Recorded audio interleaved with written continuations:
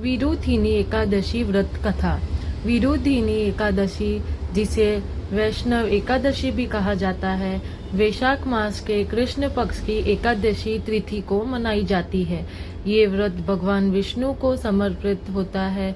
मान्यता है कि इस व्रत को रखने से मनुष्य के सभी पाप नष्ट होते हैं और मोक्ष की प्राप्ति होती है। प्राचीन काल में एक राजा था जिसका नाम मानधाता था। वह बहुत ही धर्मात्मा, सत्यवादी और न्यायप्रिय था। एक बार राजा को विचार आया कि मुझे ऐसा कोई व्रत करना है जिससे मेरे सारे पाप नष्ट हो जाए और मैं स्वर्ग की प्राप्ति कर सकूं।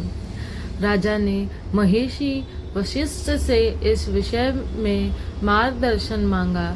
महर्षि वशिष्ठ ने कहा, हे राजन, वैशाख माह के कृष्ण पक्ष में जो एकादशी आती है उसे विरुधिनी एकादशी कहा जाता है। इस व्रत को करने से मनुष्य के सारे पाप नष्ट हो जाते हैं और उसे स्वर्ग की प्राप्ति होती है।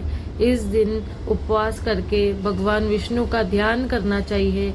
रात्रि जागरण करके भजन कीर्तन करना चाहिए। इस व्रत का फल हजारों वर्ष तक तप करने के बराबर होता है। राजा मानधाता ने महर्षि की बात मानी और विधि पूर्वक इस व्रत को किया। फलस्वरूप वह समस्त पापों से मुक्त होकर विष्णु लोक को प्राप्त हुए। धन्यवाद।